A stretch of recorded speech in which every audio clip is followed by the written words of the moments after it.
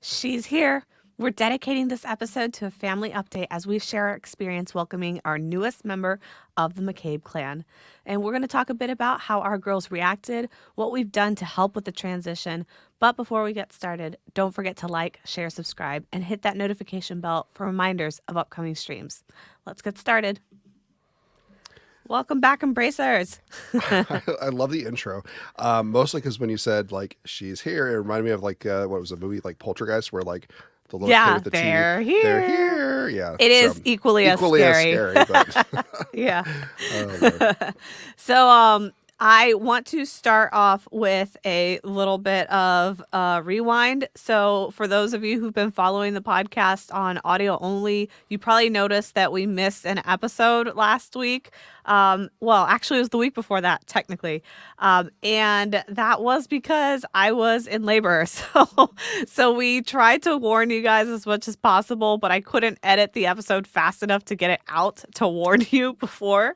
So the episode actually came out after I already had the baby. So yeah, that's why there is that random gap there. Just wanted to clarify that. and we knew that it was going to be kind of a bumpy ride for, like, the next, like, few weeks, because, I mean, we honestly didn't know when the next baby was going to show up. So, like, we were, like, kind of playing hit or miss. Like, we had mentioned it earlier, I think, in one of the episodes, like, oh, maybe, like, the next episode will be a miss, and then it wasn't. And then, like, the one that we didn't necessarily plan on was the one that was a miss. So we knew that it was going to be a bumpy ride. And honestly, I don't really think we're quite out of the woods yet. Like, it might still be a little rocky kind of getting our bearings straight again. But at least the uncertainty of, like, when the baby is arriving, that's kind of put to rest. Yeah. So with that said, we do want to continue to warn y'all and say our schedule may fluctuate depending on how baby is.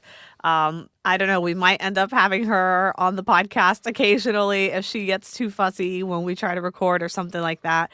Luckily, she's sleeping now, so it's not a big deal. But, you know, that's not always going to be the case. So just be forewarned. There may be an extra guest in some future episodes. There might be some crying that I'll have to edit out later. We'll see what happens. Exciting. Yeah.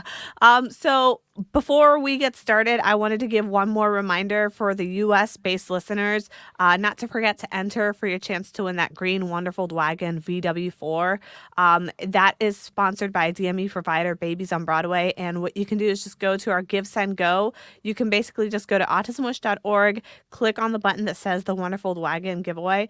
And then if you donate to our Give, Send, Go, you'll get one entry for every $1 donation, and that will enter you for a chance for this wagon, which is worth, I think, pretty close to pretty close to $2,000, honestly. It's a pretty pricey wagon. So if y'all are interested in that, that's the way to enter. And all of the proceeds will go towards our Autism Wish programs. It's going to help us fund basically the rest of the year. And also, anybody who enters, even if you don't win the wagon, you will still receive 15% discount code for the Embracing Autism merch shop. So everyone will get something. So just wanted to give you guys a reminder about that. And yeah, we're basically just going to dive into what our experience has been bringing baby home and kind of what we've seen with our girls, how they've reacted, and the pros and the cons so far, I guess. All right. So where do you want to start? I got distracted because I heard my printer talking. So one of the things that we were hesitant about, that we were a little bit nervous about, was how our girls were going to react to the new baby, primarily because one of them is like really sound sensitive to the point where she runs away on certain parts of like TV commercials or TV shows. And so we really thought that she was going to have an issue with the baby crying. Surprisingly, I've noticed that it's actually been the opposite, where it seems like she doesn't mind the crying that much, and it's actually the older child who is reacting more strongly to it, which I did not anticipate. Right. And what we didn't realize was even the older child had mentioned it to us that when she hears the new baby cry, she thinks it's like, oh, the baby doesn't like me because the baby's crying. And so, I mean, we've had to kind of deploy a couple of unique techniques to kind of, I mean, hopefully kind of resolve that in like the future so she doesn't feel like it's a like personal, I don't know, attack Grudge or or something. something. Right, Yeah. that the baby has against her or anything. So I'm not sure if you wanted to kind of go into that or. Yeah, that was one of those things that was like really unanticipated. So, like, we anticipated the noise sensitivity, we anticipated some possible sibling jealousy, we anticipated some like behavioral disruptions because of the change and having somebody new and things like that. But we did not anticipate our oldest thinking that a baby crying means that they are being rude, which is what she says. She says, she's rude. Why is she so rude? Every time she cries, she's like, how rude. Reminds me of Full House. I know, right? Stephanie. Yeah. And then she also thinks that it means that the baby doesn't like her.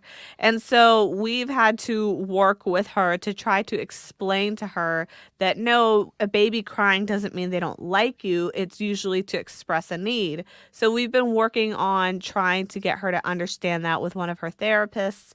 And we've been working on different techniques to have her understand, like, when babies cry, it usually means they're tired or hungry or need a diaper changed or something like that. So far, like, she's been receptive to learning that, and like she's been receptive to the things that we've incorporated to kind of teach her that. But I can tell she still doesn't quite get it yet, so it hasn't really clicked on her. And so she's still kind of taking personal offense whenever the baby cries around her. Well, we tried to turn it into more of like an educational, like learning situation of why the baby's crying. So like for her therapist, they'd come up with the curiosity crown, which is basically a crown with a bunch of different colors. And then there's like a 1-page write out, and it has like different reasons corresponding to a color of why a baby cries. So anytime that the baby is crying and she's around, we'll have her go get her curiosity crown, and then we'll kind of go through each of the colors to see like, oh, why would the baby be crying? And then see if we can figure it out from there. So I've done it a few times with her, and she seems pretty receptive to the idea of like, oh, this is like a mystery. We have to solve, like, what does the baby need and why is she crying? So I'm hoping that we can kind of keep going with that until she realizes like, oh, none of the reasons on here for the baby crying have anything to do with like not liking me or anything like personally against me. And then that will kind of shift that off of her, where then she just realizes like, oh, a baby's just crying because she can't like talk or communicate any other way. So that's where we're at with that so far. Yeah. And one of the things that the therapist did that I thought was kind of smart is not only did she color code the crown, so she basically put in the different reasons, and each reason is color coded. And then on the crown, she has a matching gemstone that is color coordinated. But those colors also coordinate with different Disney princesses. So, like, if she gets the color yellow, that means Princess Belle. Or if she has like the color pink, that's that's Aurora. And so when she's like trying to solve the mystery, one of the things we do is like, oh, which princess do you think it is? And she's really into that. So like that has been really helpful so far.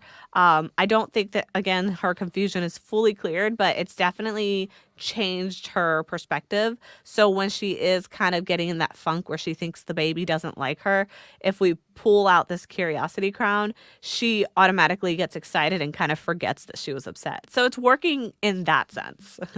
And I think for me, I think the thing that I was like thinking prior to the baby coming, like, okay, what are like the girls going to struggle with the most? I thought it was mostly going to be like a jealousy thing. So, like, our youngest prior to the baby would have been like the baby of the family. So I was like, oh no, she's going to be like competition, like have to like, like eliminate like the competition or like whatever it is. And I was like, oh man, she's going to be like super jealous when like she sees like a tiny little baby and like we're holding it. And I was actually worried about that because we had no idea how she would see that or perceive that.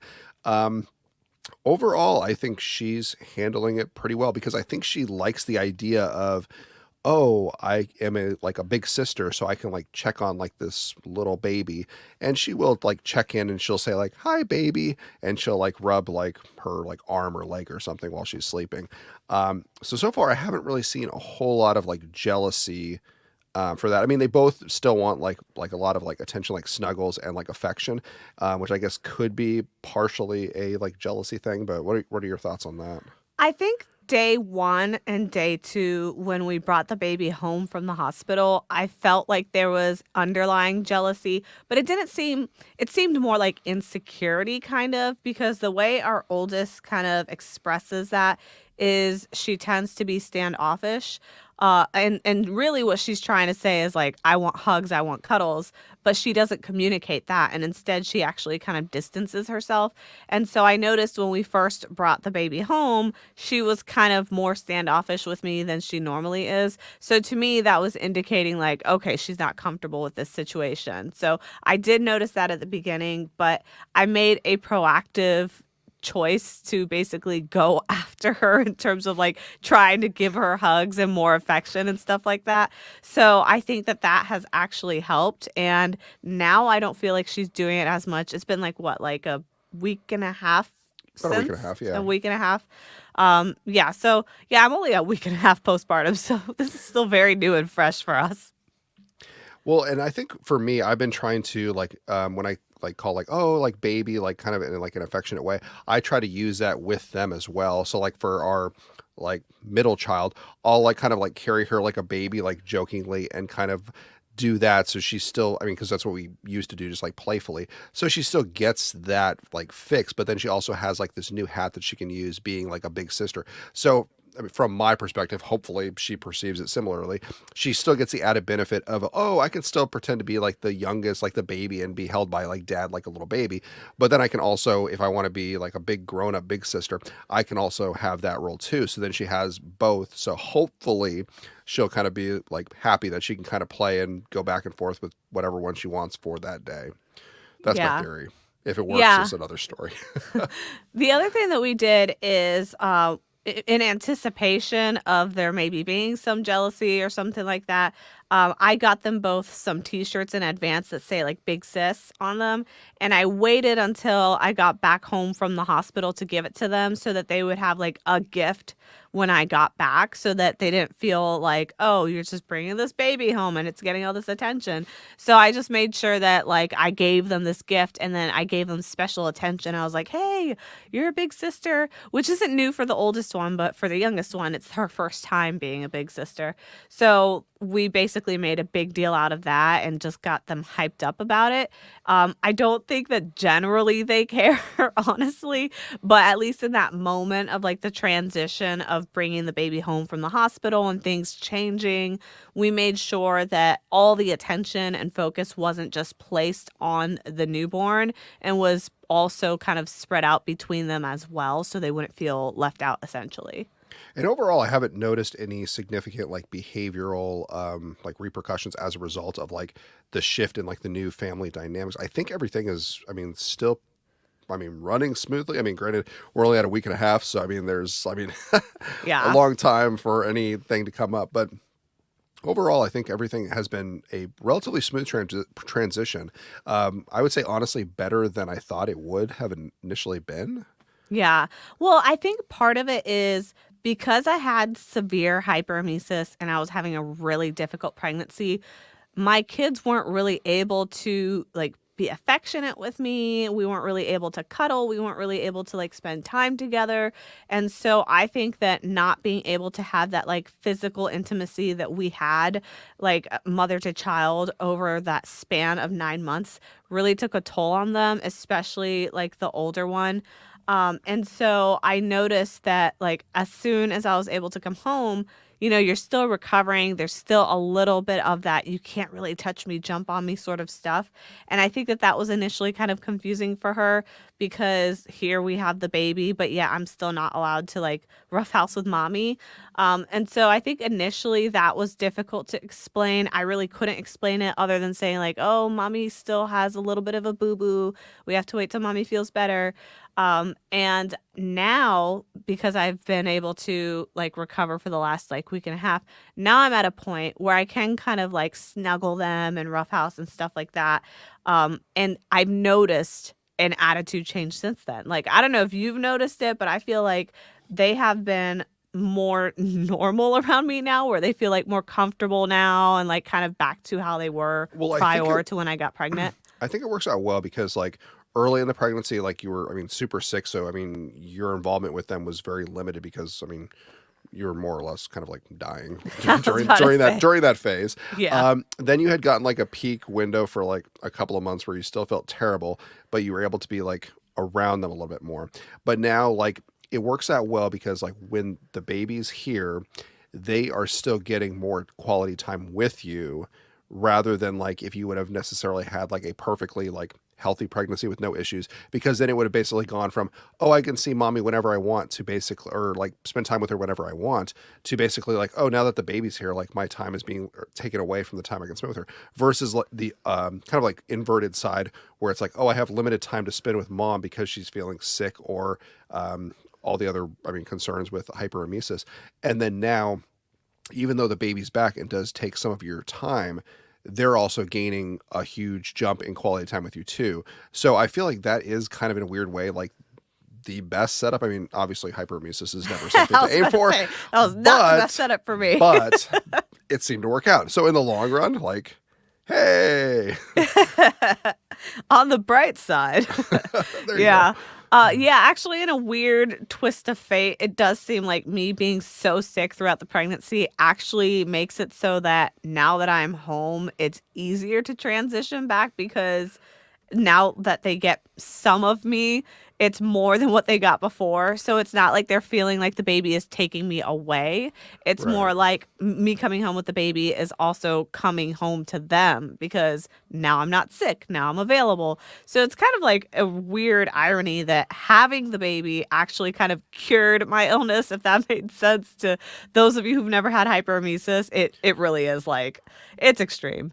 And So And yeah, I was just go saying, ahead. I think that is why we haven't really been seeing huge behavior shifts, because they're still getting something in return, like they're getting more quality time. So I mean, overall, I mean, yeah, things have kind of fallen into place weirdly, but well, let's not rock the boat there and keep Yeah, moving hope for the forward. best. Right. Yeah. So there's some things that we've been working on with the therapist just to help with the transition period. One of the things that they have recommended that we've been working on is having both special one-on-one time with our kids, but also having time that we spend with the baby with our kids. So like the goal of that is that our kids will still feel like they're having that one-on-one time and they're still feeling like, you haven't lost your parents essentially to whatever this noisy creature is that came and invaded our home. But at the same time, we're also spending moments together as a family with the baby so that they can get used to the idea of having this new person at home and so that we can work on their ability to kind of I guess not necessarily have to embrace the baby yet, but get to the point where they're at least like tolerating the noise and like all the sensory stuff that happens with the baby. I think that honestly, they do seem affectionate with her. Like when they hold her, they have like this look on their face where they seem like they are really enjoying it because like they smile and stuff. But then they put her down and they're like, okay, I'm done with this. I would say like 9 out of 10 times, like they're not even really like aware like she's like even in the room. Like I mean, Yeah. granted, she's like sleeping a bunch, so I mean she's a newborn. But usually it's like the two of them are doing their own thing together or with us, and the baby's sleeping, or like you're holding the baby and I'm like hanging out with them. But then like when they remember like, oh, there's like a baby there, they'll like go over and they'll like kind of like rub her foot and be like, hi, baby, and then they'll go right back to like just being regular Yeah. kids doing their own thing. So yeah, I mean it's for the hot second that they realize like, oh, there's a baby in the room, but it's not enough where it's taking the focus of everything. And I was gonna say, I think the other thing that's helpful too is we haven't changed any of their routines. So like they were still in school before the baby came.